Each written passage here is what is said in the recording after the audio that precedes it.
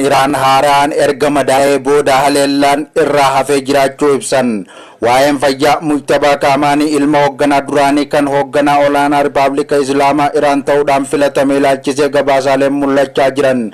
Hoogganaan olaanaan Iraan haaraan erga madaa'ee booda haleellaa irraa hafee jiraachuu ibsan. Dooniin daldala sadii misaa'ila eenyummaan hin beekamneen Strait of Hormuz keessatti rukutamuu ibsan. Dooniileen daldala sadii misaa'ila eenyummaan isaanii hin beekamneen Strait of Hormuz keessatti rukutamuu isaanii ibsan. Tiraamp Iraan waancaa addunyaa irratti itti aanu irratti hirmaachuu akka dandeessu dubbatee jira jechuudhaan pirezidaantiin FIFA beeksisan. Pirezidaantiin Ameerikaa Doonaald Tiraampiin Iraan waancaa addunyaa itti aanu irratti hirmaachuu akka dandeessu dubbate jechuudhaan pirezidaantiin FIFA addunyaa dubbatan. Hoogganaa olaanaa Iraan haaraan miidhaan irra ga'e jedhame himamuus nagaa ta'uu himanii jiran. Viidiyoon haleellaa dooniiwwan humna galaana Iraan irratti raawwatame agarsiisus mul'atee jira. Hoogganaan poolisii Iraan mormitoonni akka diinaatti akka ilaalaman akeekkachiisanii jiran. Waraanni Iraan keessatti loltootaan Ameerikaa gara 140 madaa'uuf himanii jiran. Manni maree nageenyaa murteewwan waraana Iraan irratti dorgoman irratti sagalee kennuudhaaf jira jechuun Reuters gabaase. Ameerikaan taankaroota Iraan Strait of Hormuz keessatti rukuttee ijaa haaloo akka baattu dhaamtee jirti. Haleellaa Ameerikaa fi Israa'el miidiyaalee Iraan irratti raawwatame jechuunis miidiyaan gabaasaa jiran. Ashama jirra jirtu hordoftoota Ana Miidiyaa addunyaa bakka jirtan maratti nageenyi keenya isin akka bu'isiniin jecha Ana Miidiyaan sagantaa oduu odeessaas leesaa guyyaarraa qabatee dhiyaatee jira. Gabaasaalee miidiyaalee gurguddaa addunyaa kanneen akka Reuters, Al Jazeera, Al Arabiyaa fi Associated Press, Agence France Press faarraa kan arganne yeroo gabaabaa keessatti isin biraan dhaqqabna. Hanga xumura qophii keenyaatti nu faana turuudhaan yaada keessan gama koomantiitiin nu biraan dhaqqabu hin dagatinaa isiniin jecha gara bal'ina odeessaalee kanaatti isin dabarsa. Oduu tana waliin kan isin faana turu ani Malkaan Kajabeessaati. Gabaasa keenyatti aanutti ammoo isin dabarsu hoogganaan olaanaan Iraan haaraan erga madaa'ee booda haleellaa irraa hafee jiraachuu ibsan. Waa'ee fayyaa Mujtabaa Kaamaanii ilma hoogganaa duraanii kan hoogganaa olaanaa Rippaabilika Islaamaa Iraan ta'uun filatame ilaalchisee gabaasaaleen mul'achaa jiran. Nageenya hoogganaa olaanaa haaraa kana gaafii keessa kan galchee fi erga filatame as ummata duratti dhiyaachuu dhabuun alatti odeeffannoon maddeen mootummaa Iraanitti dhiyoo ta'an kanneen fayyaa Mujtabaa irratti gaafii kaasee jira. Ambaasaaddarri Iraan Ali Larzaayin gaazexeessitoota The Guardian jedhamutti akka himanitti hoogganaan olaanaan miilli isaa fi harki isaa akka miidhame dhaga'ameera. Miidhaan irra ga'e hospitaala jiran. Falmii nageenya Mujtabaa Kaamaanii irratti uumame hordofuudhaan pirezidaantii Maasuud fuula telegiraama isaanii irratti akka barreessanitti gabaasawwan hoogganaa olaanaa miidhamu isaanii garuu Mujtabaan nagaa ta'uu isaanii argeera jedhan. Dabalataanis televezyiinii mootummaa Iraan oduu filannoo Mujtabaa erga ba'een booda miidhaan akka ga'e gabaasee ture garuu bal'inaan hin ibsine. Ambaasaaddarri Iraan itti dabaluudhaan haleellaa abbaa isaa fi miseensonni maatii 5 biroo galaafate kanaan Mujtabaa Kaamaanii miidhamu ibsanii jiran. Mujtabaan hoogganaa olaanaa Iraan ergatee muudame guyyoottan 3 darban garuu ergaan isaan irraa dhagaameen jiru ummata duratti hin argamne haasaa hin goone jechuun dubbatan. Ambaasaaddartichi The Guardianitti akka himanitti haleellaan kamiinuu haala kamiinuu haasaa waan barbaadan natti hin fakkaatu jedhan.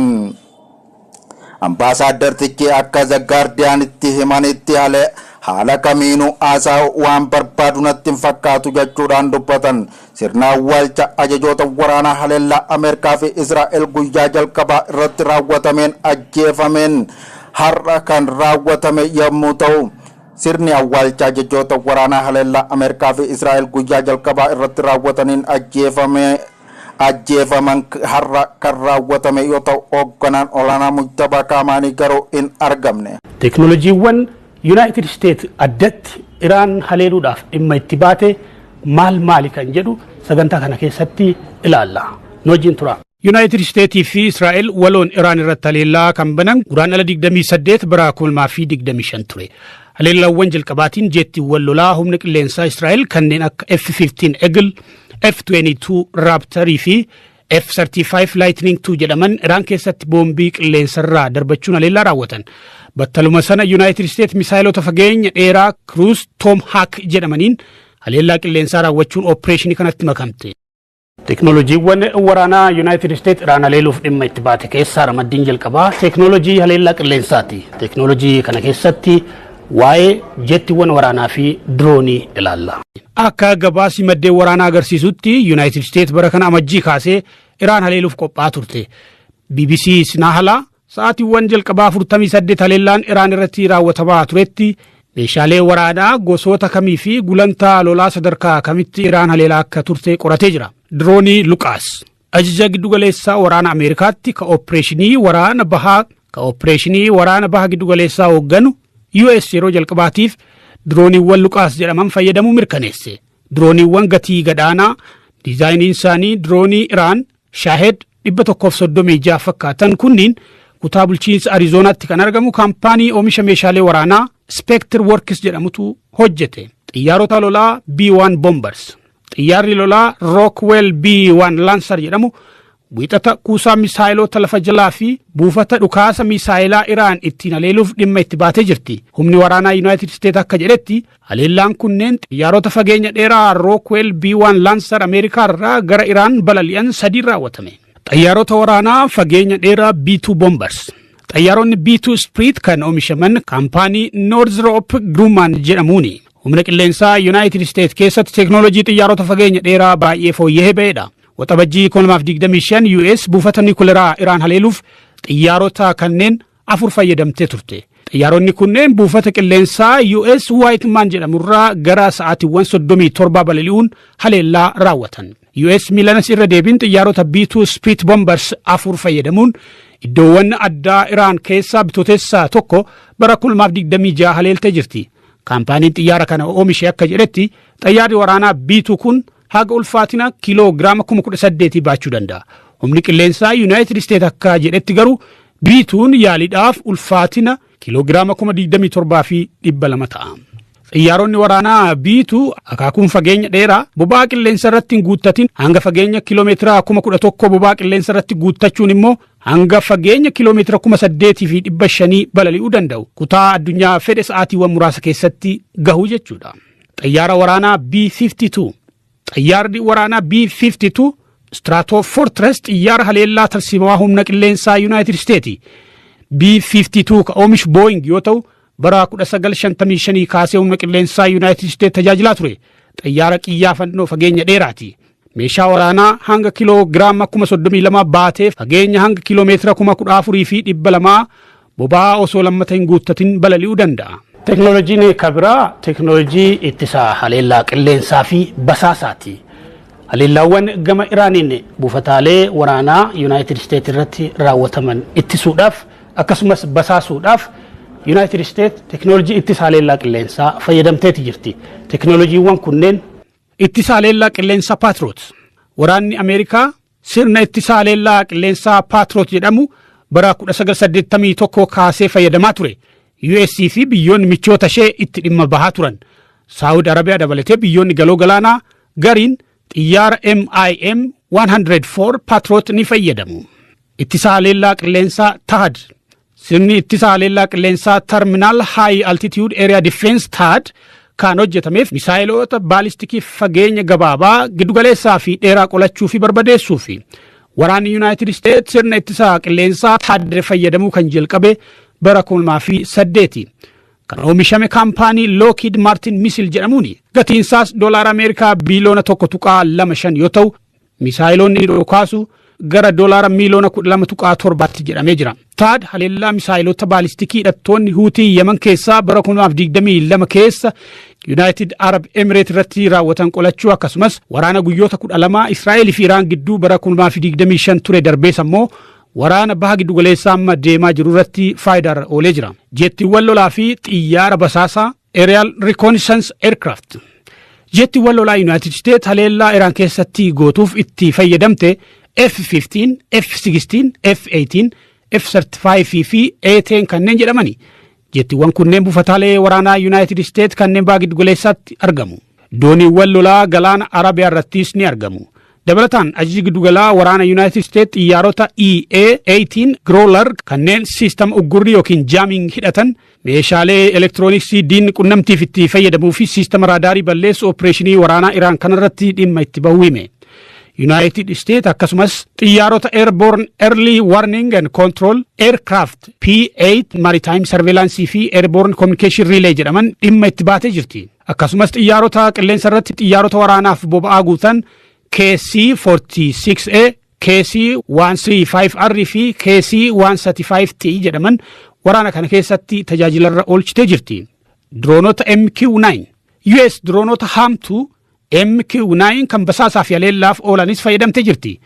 Droonota haamtuu MQ-9 xiyyaarota nammaleeyyii turbo propoured jedhaman kanaan ajajaa eegdota warraaqsaa kan ture Jeneraal Qaasim Suleemaanii bara 2020 Iraaq keessatti ajjeeftee turte United States. Droononni MQ-9 gosa droonotaa haamtuu Reaper drone ta'anii sa'aatii 27 qilleensa irra turuu fi ol ka'iinsa meetira 15,240 irratti barrisuu danda'ani. Misaayilota hanga kiloogiraama 1,746 ulfaatan baachuu danda'usi. Siistama misaayilaa M142. Siistamni M142 High Power Artillery Rocket System siistama rokkeettii hedduurraa dhukaasuun danda'amu. Waraanni United States siistama kana kan tajaajilarra oolchee bara 2005 ture. US siistama misaayilaa M142 jedhamu waraana Afgaanistaan, Sooriyaa, waraana Raashiyaa fi Yuukireen amma deemaa jirurratti itti fayyadamtee jirti. Siistamni misaayilaa kun $20 miliyoona baasa.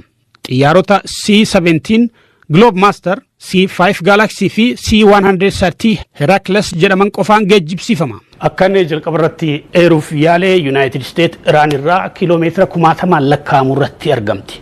Fageenyi Iraan irraa argamtu kun immoo Iraan akka hin aleelle ishee hin daangessine. United States waa lama fayyadamuudhaan Iraan aleelaa turte. Qubsuma lama jechuudha.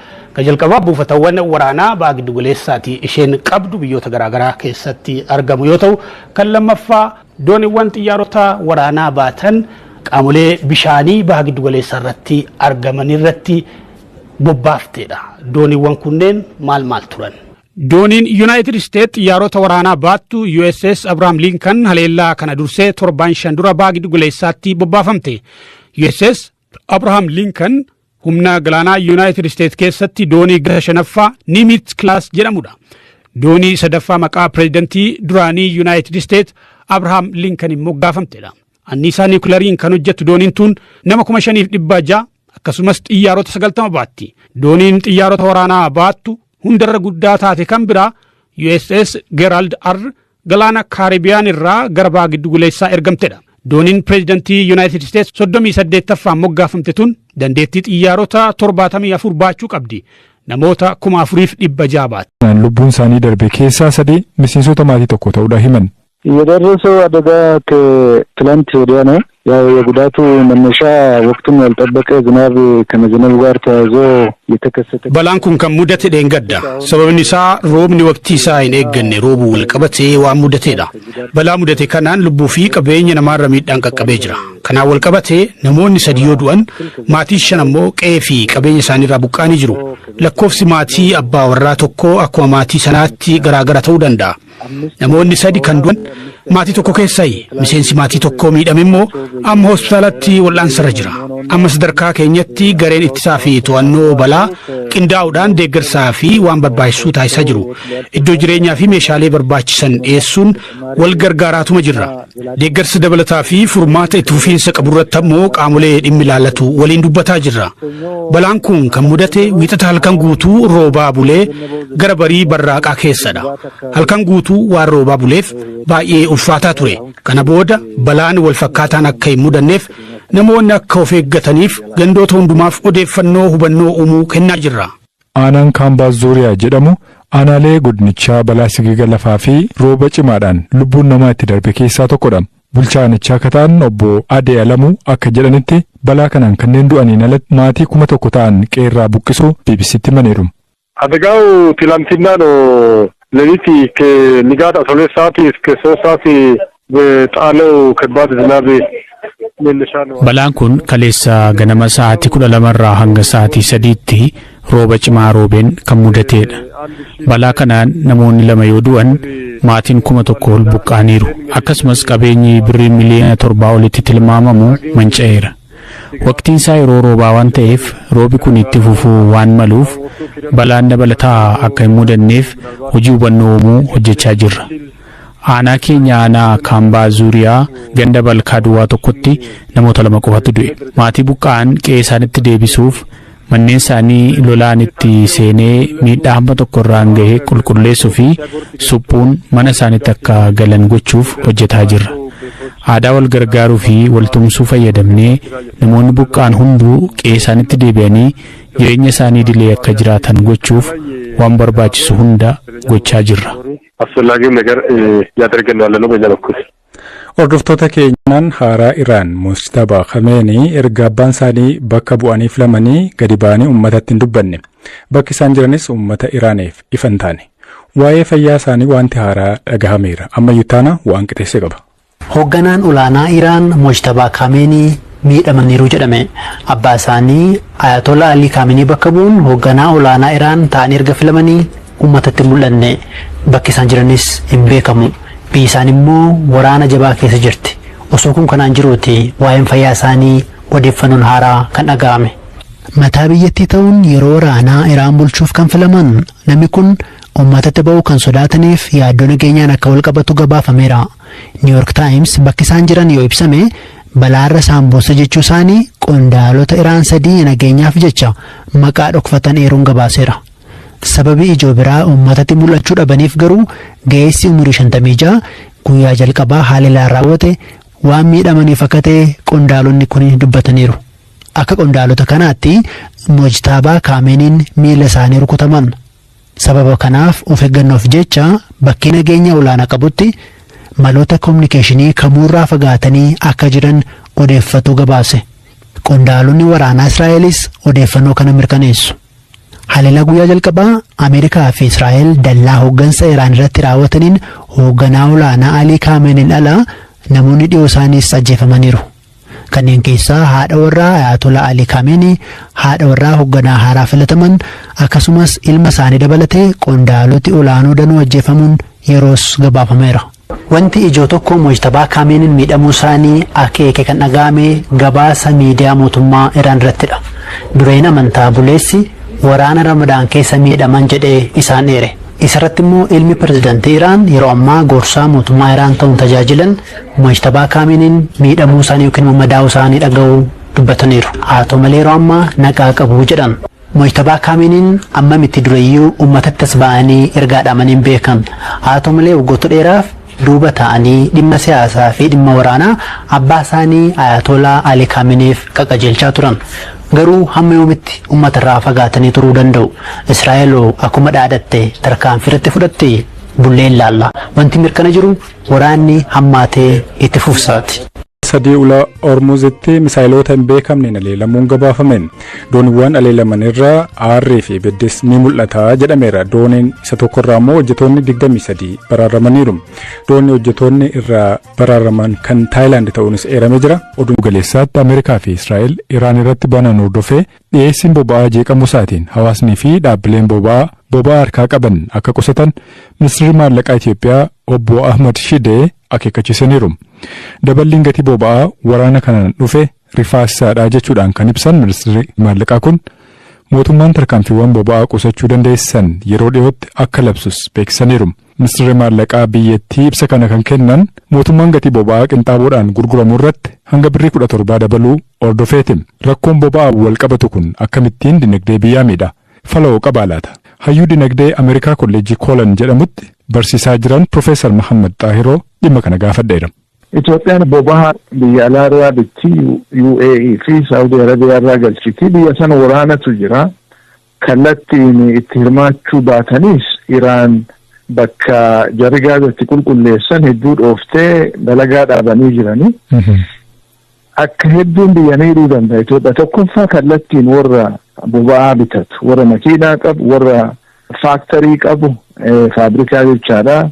kana gatiinitti ol ka'a gatiin meeshaa ol ka'a warri oomishu kuni gatiin gaazaa waan ol ka'eef gatii meeshaa jaraa ol kaasanii gurguratan tokkoffaan san lammaffaan ammoo Itoophiyaan gaaza doolaaraan bitanii Itoophiyaan doolaara Ameerikaa hedduu waan hin qabneef gaaza gatii qaalii nama bituuf waan biroo waan alaa bitan irraa san muranii gaaza dabaluu qaban fakkeenyaaf qoricha dawaa ka akka fertilizer madaabaraa jedhan waan hedduu ka alaa bitan xiqqeessanii gaaza bitachuu qaban jecha so wanni biroo akka qorichaa ka alaa bitan kun yoo xiqqaatu gatiin isaa biyya keessatti ol ka'a. Garasiinis biyya miidhuu danda'a. Gara birootiin ammootu warri afaan galaanaa irraa meeshaa biyya seene tirakaan makiinaa fe'aatiin fuudhee biyya garaacha geessu jarriis gaazni waan gatiin ol ka'eef warri biyya alaatii meeshaa galchu kuni gatii warra makiinaa qabu warra tirakaa kanaa kafalan qaala'e kana meeshaa dabalachuu qaban jechaadha yookaan hin kasaaran. Gara hedduu wanni kun biyya miidhuu danda'a gatiin meeshaa ol ka'a gabaabumatti. Mootummaan Itoophiyaa hawaasaan boba'aa qusadhaa jechaa jira akkasumas gatiin boba'aas dabaluu ibsee jira mee fallisaa maal ta'a maaltu fala jettu? Fala yeroo gabaabaatiif yeroo dheeraatitti gargar baasnee ilaaluun barbaachisaadha. Yeroo gabaabaa keessatti boba'aan bakka bu'aa waan hin qabneef warri makiinaa qabu warri boba'aatti fayyadamu bituma qaba jecha. Yeroo akkam guddate xiqqeessuu danda'ani malee wanni biraa bakka isaa qabu waan hin jirreef yeroo gabaabaa keessatti furmaanni hedduun hin jiru. Fakkeenyaaf biyyi tokko akka Paakistaan fa'a torbee dalagaa xiqqeessanii fakkeenyaaf amma addunyaan guyyaa 5 dalaydi guyyaa 4tti fa'a deebisanii akka namni guyyaa tokko manaa dalagu warri makiinaa qabu akka oofin jechaadha. So waan akkasii fa'a yaaluu jiran kuni furmaata yeroo gabaabaaf ta'uu danda'u. Opshinii hedduun hin jiru yeroo gabaabaa yeroo dheeratti wanni godhamuu danda'u hin jira fakkeenyaaf makiinaa elektirikaa akka namni bitatu insentivii kennuu fi waan biroo alternative energy sources waan akka aduu irraa waan akka bubbee irraa humna kana oomishuu yaaluun ni danda'ama. Kun ammoo biyya keessatti gaaza barbaadu explore gochuu wanni kunniin yeroo waan fudhatuuf rakkinni amma jiru kanaaf furmaata ta'uu hin danda'u.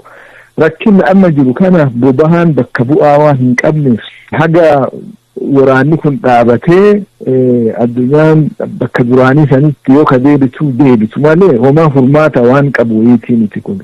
Warri makiinaa qabu hajaa yoo qabaate makiinaa oofuu hin oolu garuu gartee bakka barbaachisaa hin ta'in bashannanaaf olii gad makiinaa oofu waan akkasii san abbaan qusachuu hin danda'a waan gatiin qaala'e. Waan san bira dabre mootummaan hiikkaa yeroo gabaabaa hedduu opshiniin qaba.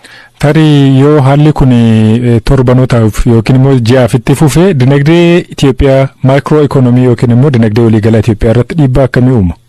Dhiibbaa guddaa uuma. Boba'aan bu'uura dinagdee waan ta'eef boba'aan qaala'uu jechaan warri oomishu kuni waa lama godhuu danda'a. Yoo gatii dabalanii gurgurachuu ka danda'anii gatii dabalan. Yoo gatii dabaluu hin danda'amne ta'e yookaan ammoo humna muraasa yoo qabaatan oomisha xiqqeessan.